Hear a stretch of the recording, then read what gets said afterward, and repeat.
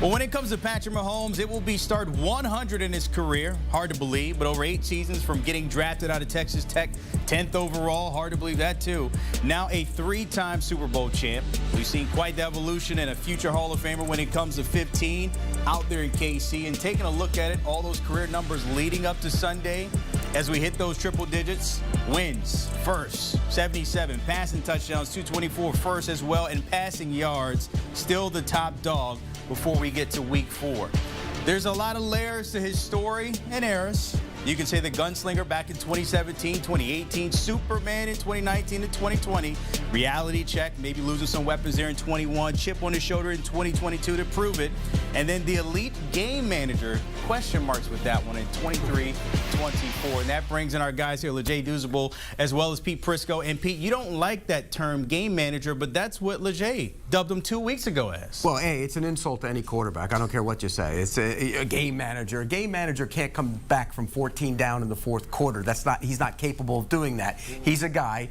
Everything has to bounce his way. Defense has to be great. You have to run the ball. He can't do it. He has to have everything perfect. Make some throws, and then you'll have those aberration seasons. You'll have a season where the guy plays well. You get deep into the playoffs, maybe even get to the Super Bowl, Nick Foles, and that kind of thing happens. Other than that, it's not sustainable. Game managers don't have sustainable success in the National Football League. That's why Patrick Mahomes is far from a game manager. Brad, I think we have 2 totally opposite reasonings to what we call a game manager. That's your definition. Mine is sometimes just managing the game, getting it to the playmakers on the outside. When you're playing against a too high safety look, shell look, right? Not forcing the ball down the field. Like, Patrick Mahomes is elite, but sometimes the defense takes things away from you, and you have to manage the game. That's my definition of game manager. I don't know why people get this bad connotation with game manager. There's been a lot of game managers that have looked really good and have had a lot of success. Now, Patrick Mahomes is not a traditional game manager. I just felt like last year, when he was struggling in the beginning of the year, and people were saying, what was wrong with the Chiefs' offense? Well, he was forcing the ball down the field, Pete, especially in that Denver game where he turned it over and they lost that game. Well, when you look at what he did throughout the playoffs on his way to the Super Bowl, he managed the game. I think some of his best plays, literally, in the AFC Championship game, Pete, was him taking a sack and punting it away because he knew he had a championship-type defense. Understanding what your team has sometimes is better than trying to be a superstar and be like, I got to be the reason why we win a game.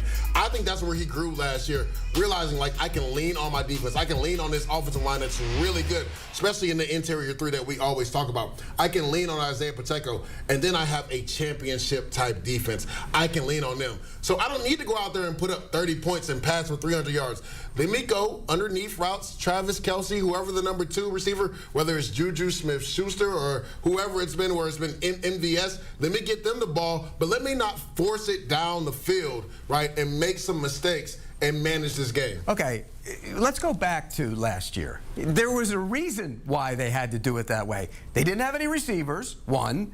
Rashee Rice didn't do anything until late in the season. He started to really come on. The receivers weren't good, and the tackles were terrible. So you combine that with the way teams play you, and it's a problem around the league, by the way, right now.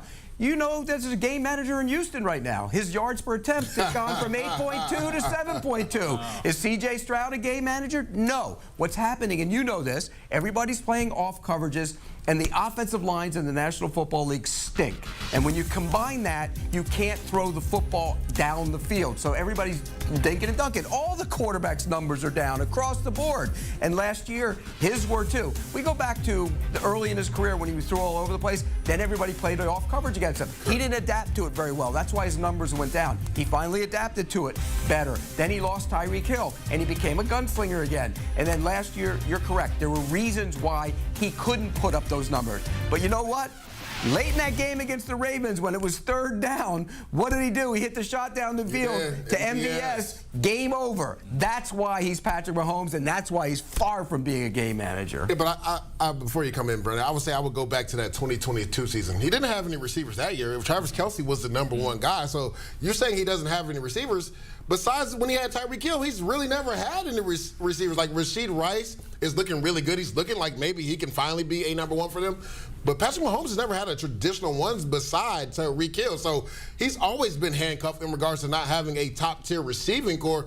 And he was still the #1 offense in 2022. I feel like this year, again, with the young receivers, Xavier Worthy coming along, Rashee Rice, he still doesn't have those guys he can depend on the outside, but he's being smart and not forcing the ball down the field. They're going to run the football now. Cincinnati game, he had me worried a little bit. That first interception to the linebacker, I think it was Davis. Yeah, he was trying to force it to Travis Kelce in the middle.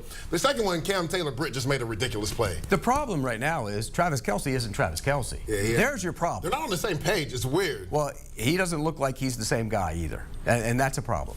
If we're looking at it based on what you guys just said here, when could we see the gunslinger again? Because it has to show up at some point this season based on what we see in the first 3 games. Well, Brent, I don't think you see it because of what me and Pete talked about, the way defenses are going to play them, right? When you have a guy like Xavier Worthy who can blow the top off the defense, you're not letting this guy be one-on-one. You're going to have a safety over the top, right? So you're going to force Patrick Mahomes to do it the long way. And to Pete's point, when he was younger, he didn't have the patience to do it. I thought last year showed his evolution in regards to having the patience to take the underneath route. Let's matriculate the ball down the field. Let's lean on this interior 3 on the offensive line. Let's run the football. Let's not put it in harm's way. Again, he did a little bit of that in the Cincinnati game where he kind of went back and was like, I want it, because it's been such a big, a mess about them trying to force the ball down the field, right? Andy Reid talked about it all offseason. Patrick Mahomes, we're going to get back to throwing the football down the field. Well, Pete, you can't do that if you're playing the too high shell. You can't force the ball down the field. So I think he got a little antsy the week before, right?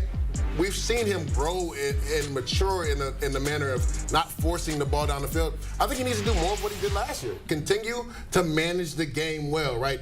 Hit the guy that's underneath. To your point, it's just weird. Him and Travis Kelce don't seem like they're on the same planet right now, which they always kind of played off script anyway. Like if you hear Patrick Mahomes and Kelce talk, a lot of times Travis is making up routes when he's running, and Mahomes has been able to find them. But this year, they just not have been on the same page. You talk about you can't take the shots down the field against two shell. Yes, you can.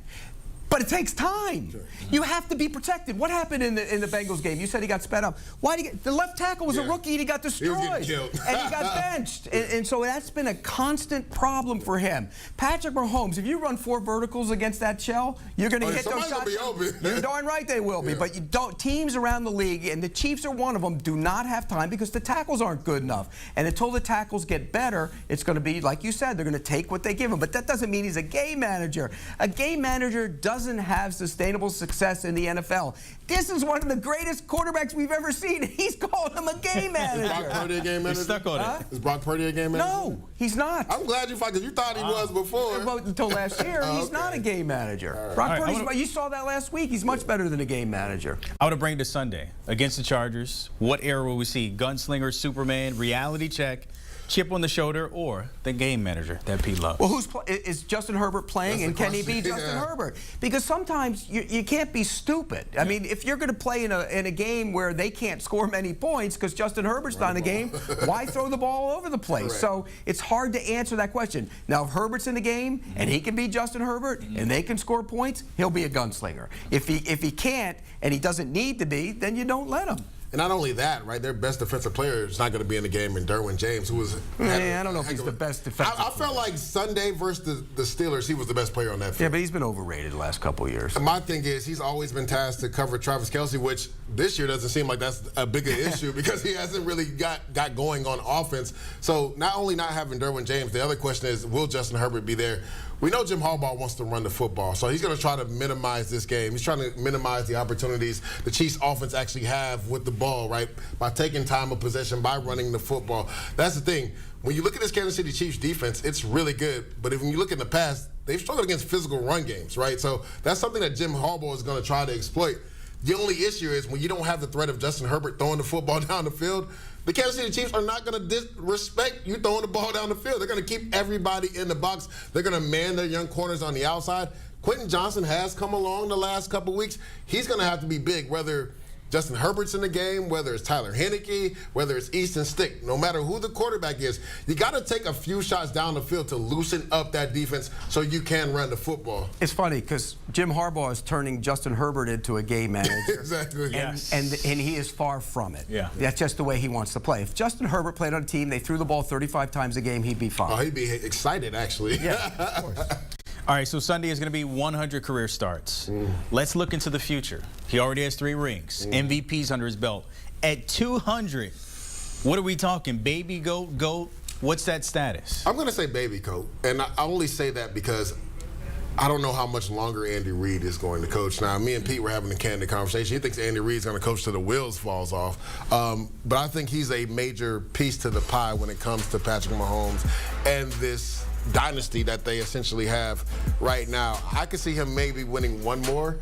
It depends. If Andy Reid coaches 10 more years, which I don't see that happening. Not 10. Yeah, 6 or 7, maybe 2. Yeah. I don't think he's catching that goat on the right with 7. Right, so to me, he'll be the mini GOAT.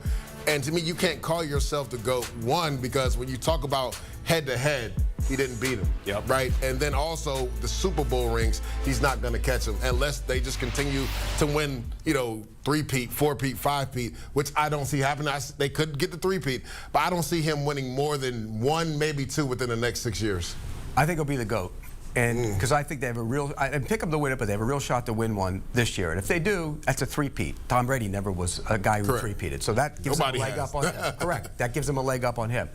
He's also going to get, if he gets this one, I think he's going to get 1, maybe 2 more. I think he's going to be right behind him in terms of Super Bowls. He'll have MVPs, he'll get 2 more. That'll give him 4. He's probably not going to win it this year, by the way, because unless they do start slinging it around. Yeah. And then I think he's going to win some Super Bowl MVPs. He's got 3 of those already. He'll win 2 more. So I think when you look at his resume, all said and done, he's going to end up being the greatest football player we've ever seen. Wow. Do you have him in front of Joe already?